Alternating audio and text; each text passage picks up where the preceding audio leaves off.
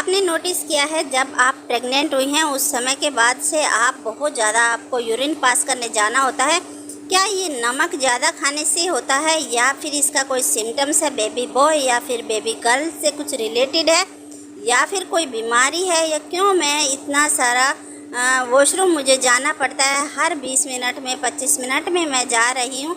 क्या ये अभी हो रहा है या प्रेगनेंसी की लास्ट में भी ये प्रॉब्लम होगी, क्यों हो रही है मेरे साथ? मुझे इससे रिलेटेड आपके अगर आंसर है, अगर आप पूछना चाहती हैं ये सारी चीज़ें, तो ये वीडियो आपके लिए है। वीडियो को लास्ट तक देखिए। चलिए वीडियो स्टार्ट करते हैं। Hey guys, welcome back my YouTube channel. कैसे हो आप लोग? आशा करती हूँ आप सब बहुत अच्छे होंगे और अपनी प्रेगनेंसी को भी काफ़ी अच्छे से इंजॉय कर रहे होंगे। गाइस, मैं आपको बता दूं, जब आप प्रेग्नेंट होती हैं तो आपको ये पता है, मैंने काफ़ी सारी वीडियो में बताया है कि आपके बॉडी के अंदर जो हार्मोन्स का उतार चढ़ाव होता है, सारी दिक्कतें तभी से शुरू हो जाती है। लेकिन जो ये यूरिन प्रॉब्लम है, ये आपके साथ मैं शेयर करूँगी। एक बहुत ही ख़ास टॉपिक है ये। इससे आपको कई सारे सवाल आपके दिमाग में घूम रहे हैं, उन सभी सवालों के जवाब आपको इस वीडियो में मिलने वाले हैं। तो जब आप प्रेग्नेंट होती हैं और अगर आपका पहला सेमेस्टर है, यानी पहला, दूसरा और तीसरा महीना है, अगर ये प्रॉब्लम आपको अभी फेस हो रही है, तो मुझे नहीं लगता कि अभी जैसे ही आप प्रेग्नेंट होती हैं और ये प्रॉब्लम आपके साथ होगी। अगर होगी भी तो थोड़ा बहुत अंतर होगा। जैसे आप पहले दिन में 4 बार जाते थे, अब आप 5 बार जा रहे होंगे। बस इतना ही डिफरेंट मिलेगा आपको पहले सेमेस्टर में, यानी 3 महीनों के अंदर, पहला, दूसरा और तीसरे महीने में। उसके बाद आते हैं सेकंड सेमेस्टर, यानी चौथा, पाँचवा, छठा महीना। देखिए, मैं आपको पूरा डिटेल से बताऊंगी, सिर्फ आपको ध्यान से सुनना है। तो जो चौथा महीना शुरू होता है, वहाँ पर बेबी का डेवलप होना तेज़ी से शुरू हो जाता है। बेबी ग्रोथ करने लगता है, बेबी का वेट बढ़ने लगता है। और जैसे जैसे बच्चे का वेट बढ़ेगा, ये प्रॉब्लम आपको फेस करनी पड़ेगी। क्योंकि आपको पता है बेबी का जो वेट होता है वो पूरा आपकी यूट्रस पर होता है, जो कि है ना, पूरा वज़न यूट्रस पर होने के कारण यूट्रस जो है ना आपका चपटा हो जाता है, हल्का सा दब जाता है, जिसकी वजह से वो यूरिन इकट्ठा नहीं हो पाता है अंदर और उसको बाहर रिलीज आपने करना होता है। इसीलिए आप बार बार वॉशरूम जाती हैं। तो अगर आपका चौथा, पाँचवा महीना है, छठा महीना है, तो यहाँ तक आपको थोड़ा और ज़्यादा देखने को ये दिक्कत मिलेगी। लेकिन आपने ऐसा नहीं समझना है कि मैं अगर नमक ले रही हूँ, कोई देखो नमक ज़्यादा खाता है, जैसे कि सब्जी बन गई है, अब खाना खाने बैठे हैं, नमक सही है, बाकी लोग खा रहे हैं, लेकिन अगर आप उसमें नमक ऊपर से डालकर खा रहे हैं ना, ये गलत है, ऐसे नहीं खाना चाहिए। तो इसकी दिक्कत ये भी हो सकती है, अगर आप नमक ज़्यादा ले रही हैं तो उसका भी आप पर कुछ इफ़ेक्ट पड़ सकता है। तो ये चीज़ आप छोड़िए अभी फ़िलहाल में।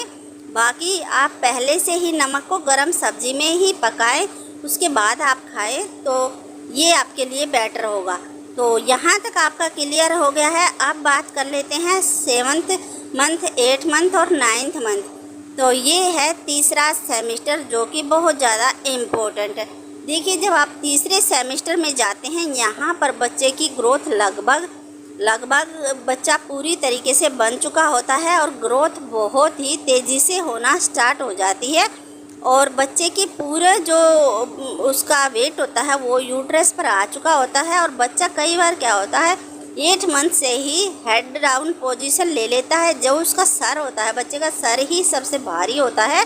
और वो सर जो है ना, आपने पता होगा कि जब हेड डाउन पोजीशन बच्चा ले लेता है, सर नीचे आ जाता है, पूरा वेट यूट्रस पर आ जाता है, ब्लडर पर आ जाता है, तब आपको ये प्रॉब्लम ज़्यादा फेस करनी पड़ती है। आपको हर 10 से 12 मिनट में वॉशरूम जाना पड़ सकता है।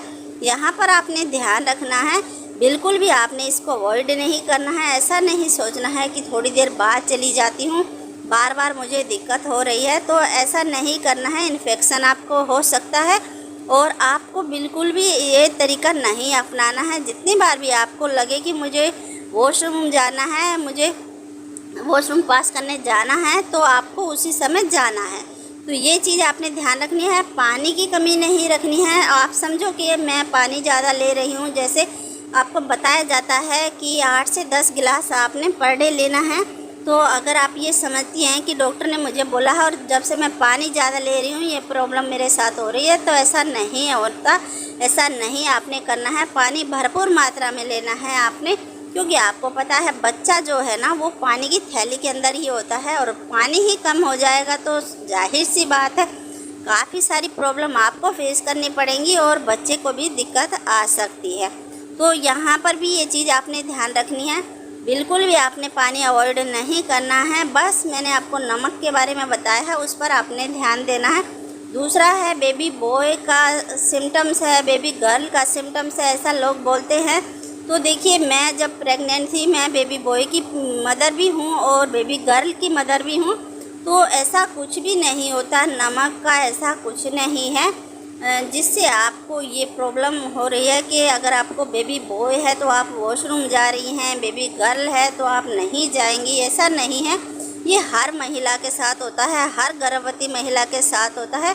जैसे उसकी प्रेगनेंसी का टाइम बढ़ता जाएगा आपको ये प्रॉब्लम फेस करनी होती है। ये कोई बड़ी बीमारी नहीं है, इसका कोई अलग सिम्टम्स नहीं है और ना ही इससे आपको कोई दिक्कत होगी। जितना आप यूट्रस आपका हैवी होता जाएगा, बच्चा जैसे जैसे बढ़ेगा उसी तरीके से ये प्रॉब्लम आपको होती है। आप जितना वॉशरूम जाएंगी उतना आपका बॉडी क्लीन होगी और आपका जो बॉडी का मल है वो बाहर हो जाएगा और आप एक नॉर्मल डिलीवरी की तरफ जा रही हैं, ये आप फील करेंगी। तो ये सारी चीज़ें मैंने आपके डाउट जितने थे क्लियर हो गए। तो इस चीज़ का आपने ध्यान रखना है, अपनी प्रेगनेंसी को एंजॉय करना है, बिल्कुल भी स्ट्रेस नहीं लेना है, कोई भी दिक्कत आपको अपनी प्रेगनेंसी में पैदा नहीं करनी है। तो वीडियो अगर आपको पसंद आई है तो लाइक कीजिए, अपने फ्रेंड सर्कल में शेयर कीजिएगा ताकि और भी जो प्रेग्नेंट वुमेन हैं जो सिंगल रहती हैं उनकी मदद हो जाए।